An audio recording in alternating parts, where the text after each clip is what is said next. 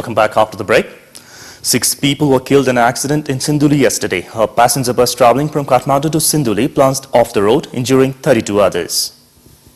Only 4 among those injured have been identified. 11 survivors have been admitted to hospitals in Kathmandu. Others were taken to hospitals in Bardebas and Lalgarh. And it's now time for our segment Public Pulse, where you SMS us with your opinion.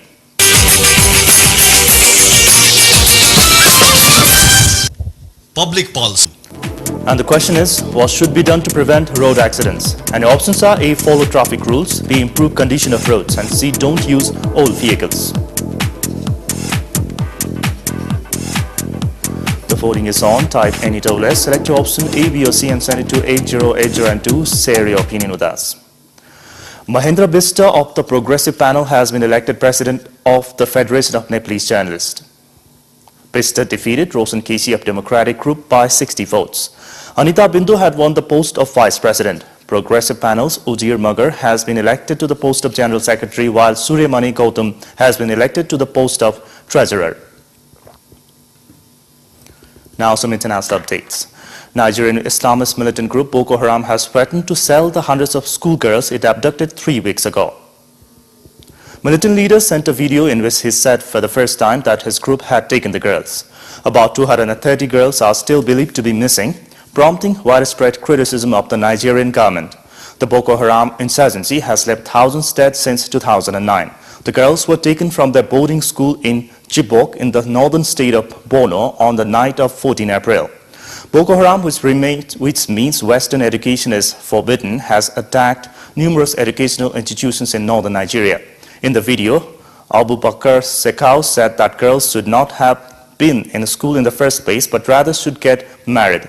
However, the Boko Haram leader did not state the number of girls abducted, nor where they were taken or are now. The girls were in their final year of school, most of them aged 16 to 18. The Egyptian presidential favorite and former army chief Abdul Fattah al-Sisi has vowed that the ousted Muslim Brotherhood group will not exist should he win. In his first interview with Egyptian TV, he added that 2 assassination plots against him had been uncovered. Sisi removed Egypt's first democratically elected president Mohamed Morsi from power last July. He is widely expected to win the presidential election on 26 and 27 May. Sisi had denied that he had any political ambitions when he ousted the Brotherhood last year. He said he changed his mind because of threats from both inside and outside Egypt. He also defended a controversial new law which puts severe restrictions on the right to protest. It's now time for another short break. For more news, stay tuned.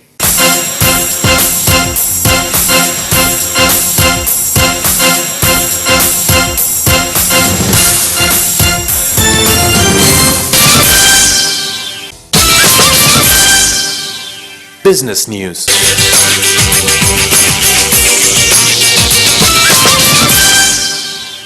Although the country has received heavy rainfall in the last 3 days, it is unlikely to bring respite from the power cut. Nepal Electricity Authority has said that the rain isn't enough to increase the power generation. NEA said the power outage hours would not go down yet. The places where the hydropower projects are located haven't received enough water. NEA said, therefore, the country would continue to face 12 hours of power cut for the next few months. Usually the power cut hours go down once the rain begins, as the water level in reservoirs go up, helping better power generation. And time now for the sport update. Sports news.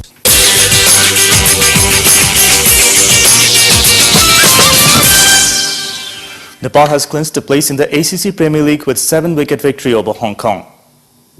Hong Kong, sent into bat first, was skittled out for 181 in 42 overs.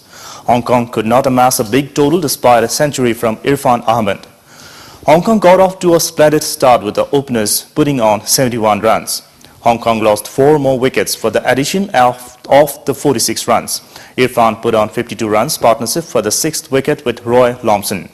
Sompal Kami picked up 4 wickets in 2 overs to derail the Hong Kong inning. Basanta Regmi picked up 2 wickets and debutant Arif Sheikh, playing in place of Sagarpun, claimed 2 wickets. Chasing a modest total, Nepal had a set start. Naresh Pattaya anchored Nepalese inning with 41 runs. Nepal got a revised target after rain stopped play. Nepal needed to score 23 more runs in the 10 overs as per Duckworth-Lewis system. Paras Kharka and Sarath Veswalkar then guided Team Nepal to comfortable victory. Paras made 43 runs. Nepal plays its last group match against Afghanistan on Wednesday.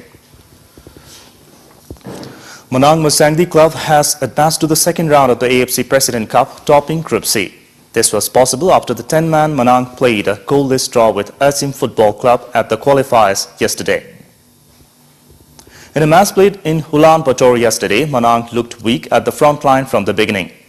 20 minutes into the game, Manang improved and presented a solid defense against Asim. The first half saw a drought of goals from both the sides despite plenty of chances to score. In the second half, Asim intensified its attack but failed to convert chances. Manang was limited to a 10-man in the 81st minute after defender Saeed Aziz was red-carded for committing a foul. 3 minutes later, the team received its second blow as Sagar Thapa was shown a yellow card. With just a few minutes remaining, Manang opted for defensive play and settled for a goalless draw. Both teams have qualified for the next round of the AFC President's Cup, but Manang has topped the group ahead of Asim on better goal difference. And before we wrap up, a reminder of the top stories. Nepali Congress and UML reached agreement over CS 26 vacant seats, also forced consensus on leadership of 11 thematic committees. Disputes arise within Unified Maoist over the process of selecting the party's central members.